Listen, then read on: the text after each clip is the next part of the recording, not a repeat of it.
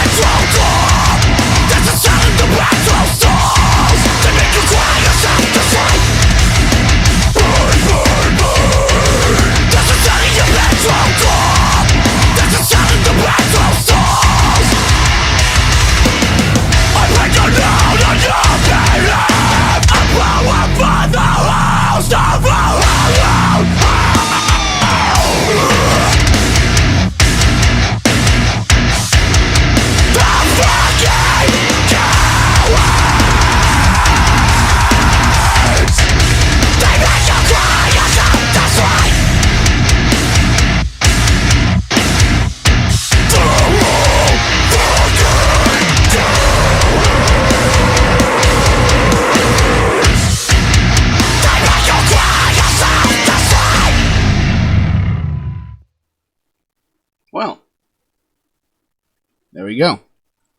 Hollowed Heart by Make Them Suffer. Now, when I read the description before, it just said heavy metal band from Perth. So it was very, very vague, but that was very heavy. It's not the sort of sound I was actually expecting when it just said heavy metal, because, that can mean literally anything. So, yeah, very, very heavy. Very well executed. Brilliant. The actual song itself, I'm not 100% certain on this, but it sounds like he's talking about a survivor / victim of possibly rape or something like that. That's what it sounds like to me. And it's quite a brutal sounding song, and the way it's been worded, they haven't implicitly gone the route of saying that that's what exactly has happened, but it's definitely talking about a woman that has been the victim of some sort of bullying or attack or something like that. It just sort of leads me to think that it's something along the lines of rape or something like that.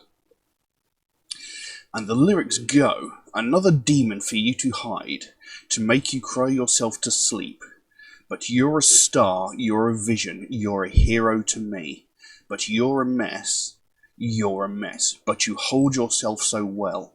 There's such a weight upon your chest, yet you still keep it to yourself. So, even in those first 6 or 7 lines, maybe 8, I can't remember. He's saying that there's this person who's got a demon to hide. So there's something troubling this person, but they're keeping it to themselves. They don't want anybody else to know about it. And it's something so torturous that, they cry themselves to sleep.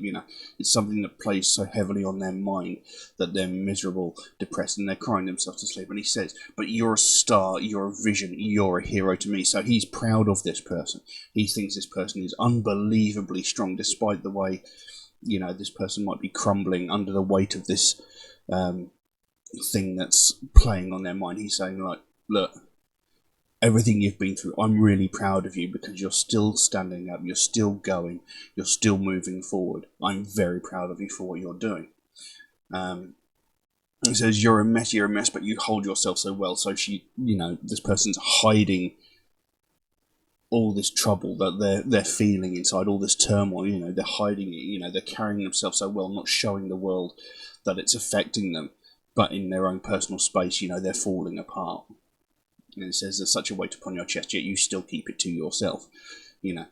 So trying their best to sort of hide it and maintain a semblance of normality for the rest of the world. And then it goes into the chorus: bang, bang, bang. That's the sound of your bedroom door. That's the sound of the bathroom stalls. They make you cry yourself to sleep. So again, what I thought initially, that it might have something to do with a woman who's been possibly raped. I'm not sure. The bang, bang, bang could be just the slamming of the doors as this person goes to hide so that they can have a moment to themselves, because they're scared or overwhelmed by a situation. I don't know, or maybe it's just a sign of like bullies, banging on the doors or the bathroom stalls to try and get to her to, antagonize her some more. I'm not sure. And they repeat that chorus bit twice. Then it carries on. So now those tears stream down your cheeks, those demons haunt your every dream. Still you keep it to yourself, but you hold yourself so well. To some a victim, but you're a hero to me. So again, saying, all these things that they're bothering you, whether it be a bullying situation or, as I said before, a rape situation. Every moment of this person's life is taken up by these demons, these antagonistic thoughts that have been provoked from the aggressor in this situation. But she's still managing to hold herself together at the best of time, when she needs to. And he's saying, you've been a victim of this violent attack, whatever it might be. But, you know, I don't see you as a victim. You're a hero to me because you're still carrying on. You're still going through it. You're not giving up. Then there was a little sort of spoken bit. It says, "Coward, that's somebody's daughter." And there's this next line here, which is what makes me think it might have been to do about rape. It says, "Another milestone. You found a new low buried under their clothes." So, you know, to me that sort of gives me more of a hint that it might be a sexual assault rather than just a physical or verbal one. Then it carries on, "Living life by the numbers, your conventional routine. So pour yourself another drink, living in fear of others, biting nails between your teeth, long nights, bad dreams, no sleep." And why you'd felt compelled to somehow blame yourself. That's way too far beyond me. So, living life by the numbers, your conventional routine. So they're basically living like how they're expected to live. You know, they're carrying on regardless with an everyday normal life despite this trauma that they've been through. But then it says, "So pour yourself a drink, living in fear of others." So maybe there's like a certain amount of anxiety when this person leaves the house, you know, wondering if this person or that person is going to attack them, you know. So maybe they've turned to drink to sort of cope with it in their own personal time. It says, "Biting nails between your teeth, long nights, bad dreams, no sleep." So there's just the indication of the constant worry that this sort of thing might happen again, and it's constantly tormenting them. And then I like these lines. "And why you'd felt compelled to somehow blame yourself, that's way too far beyond me." And, you know, this is something that's often sort of brought up in cases of a sexual assault sort of thing. They always say, you know, well, you know, this woman was raped because of the way she dressed. She was basically asking for it. You know, a lot of the time that, you know, the victims themselves are blamed for it. You know, just because of the way they're dressed. But, you know, it doesn't work that way. You can't say, "Oh, they were asking for it, so, you know, it's not my fault. They wanted me to do it to them." You know, you can't do that.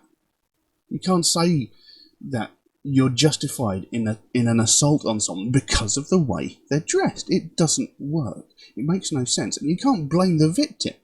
You know, this person has been violently attacked, probably brutally beaten, and had a sexual assault committed upon them without express permission or consent. It is not the victim's fault, yet they're almost pressured into believing that it was their own fault, and that's not acceptable. And he says, you know, that's way beyond me. You know, I can't even comprehend how people can even begin to think that way. Then it goes back into that chorus, "Bang, bang, bang.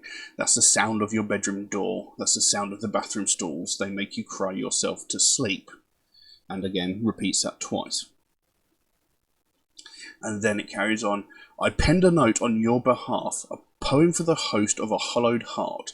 They're cowards. They make you cry yourself to sleep. They're all cowards. They make you cry yourself to sleep." So he's saying, you know, I've penned a note on your behalf. I wrote a song for you. Essentially, it seems that this song was written for this victim, you know, a poem for the host of a hollowed heart. So I've written this song for you, you know, you're the host of Hollowed Heart, the person whose heart is now, you know, this person's heart has been essentially destroyed because of the actions of whomever has done this to them. So it's sort of made this person a sort of shadow of who they used to be. They're not the same person anymore. So he's written this song for her to say, look, you're a strong, powerful person. I really believe in you. You're really strong. You're carrying on. And, you know, despite what you've been through, I am so proud of you for carrying on, for being so brave and keeping pushing forward. You know, these people that attacked you in whatever way are cowards. You know, they took advantage of a situation where you were vulnerable or weak or whatever. They're cowards. You know, you shouldn't need to worry about them because, you know, these are pitiful human beings, and sooner or later they're going to get their own. So, you know, if I've read it correctly, that is an incredibly powerful song, and it's got a really strong, powerful, deep meaning to it, and I really, really like it. And I like the way it's been worded. You know, it hasn't explicitly gone into graphic detail as to what happened, but it gives you enough information to give you an idea as to what's happened. You know, and it's good. It's, you know, it was a well executed piece of music, very, very heavy. More probably sort of hardcore-ish in the sort of execution of vocals. There's a slightly maybe industrial slight sound to the music as well. You know, it was good. I actually really enjoyed that. Never heard of them before, but I did like that. So there you go. Very interesting. Can't think of much else to say on that, so I'll leave that as it is. Now, if anybody would like to suggest a track for me to react to, then please do so by all means. You can drop a comment in the comment section below, or message me on my Facebook or my Instagram, or you could even message me through my Patreon, where you could also help to support this channel, which would be very much appreciated. There is also an option in Patreon where you can get your suggestion jumped to the front of the queue, should you so desire. There are a couple of limitations on that in order to be fair to other people who suggest tracks through regular means, such as through Facebook, Instagram, and YouTube comments. If you do suggest a track through those regular means, do know it might take me a while to get around to it, since I do get suggested so many new tracks every single day that my list grows very, very quickly. So, you know, I do write down every suggestion I get, but, you know, it might take me a while to get around to it, since, you know, I do get large volumes of suggestions every time I do a video.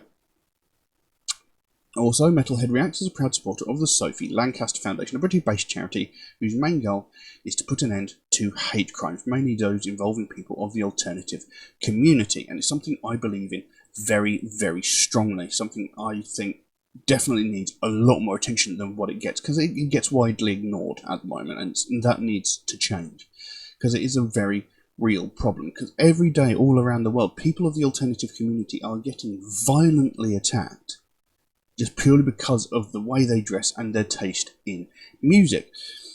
And, you know, again, this sort of comes back to the video, to the song I just looked at, you know, people getting attacked because of the way they're dressed, and people using this as a justification for their actions.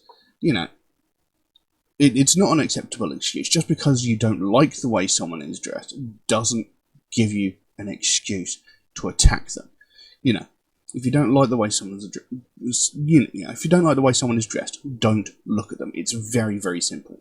You know, there are infinite directions you can look in. Just shift your gaze slightly to the side, and you're not looking at them anymore. It's that simple, but it's not an excuse to attack them. But the thing is, this is what is happening. You know, and people are getting violently attacked. I mean, I'm not talking about just insults thrown from afar or shoulder barged as they walk down the street. I'm talking about really insanely violent crimes where people are getting beaten so severely that they're ending up in hospital with broken limbs or even more invasive, life-threatening injuries.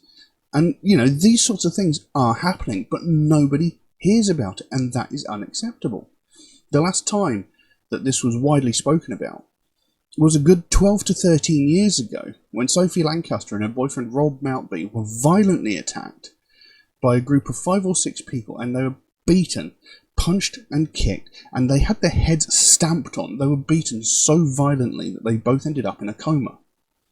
Now, Rob Maltby, he did thankfully survive. He was in a coma for around about a week, maybe a bit longer. I can't remember exactly how long, but he survived. Sophie Lancaster, on the other hand, was in a coma for 13 days before she succumbed to her injuries and died. She was essentially beaten to death. This young girl, 20 years old, was murdered purely because of the fact that she liked alternative music, purely for the fact that she wore alternative fashion. She was beaten to death by a group of 5 or 6 people. And this happened 12 years ago. And like I said, that's the last time there was ever widespread coverage of something like this happening. But I can guarantee you, in the 12 or 13 years since that happened, hundreds, if not thousands, of people from the alternative community have been attacked in a similar fashion. but nothing has been said, nothing has been done. It's just been widely ignored, and that is unacceptable.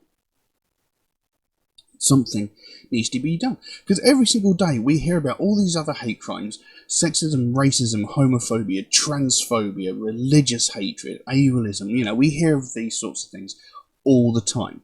From the most violent and heinous of these crimes, where somebody is brutally murdered because of the colour of their skin, because of their religious beliefs, or because of their sexual orientation or identity, down to the most pathetic of these crimes, where some entitled white woman is calling the police because a family of colour are having a picnic in a public space.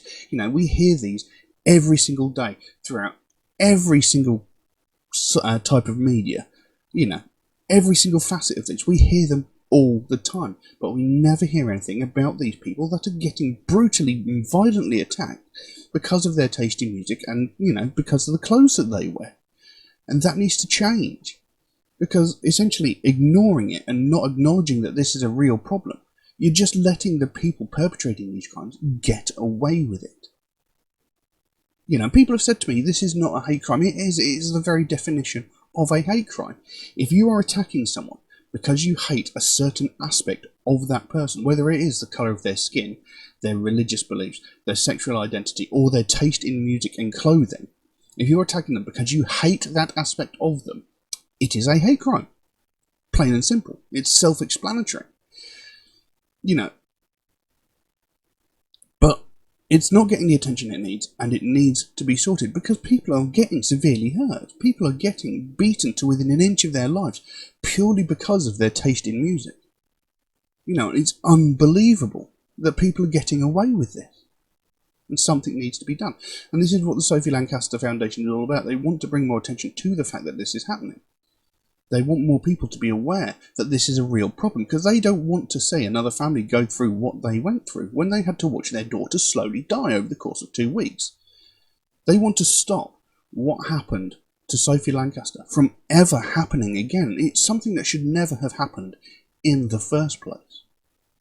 But we most certainly cannot allow it to ever happen again.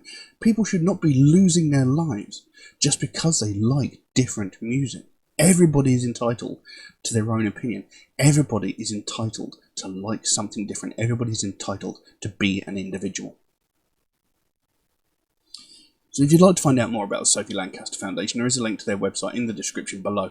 You can go over there, find out what they're working on at the moment, find out what their main goal is, because they can explain it a lot better than I can. And if you can help them out in any way, obviously don't feel compelled to do so, but if you can help them out in any small way, whether it be a small donation through their website or something like one of these Sophie wristbands from their web store, the smallest amount can make the biggest difference. And the sooner we bring more attention to this, the sooner more people start talking about it, the sooner we can help to stamp out prejudice, hatred, and intolerance everywhere. But I'm going to leave that as it is for the time being. Thank you all very, very much for watching, and I'll see you again soon. Bye-bye. To somehow blame yourself, that's way too far.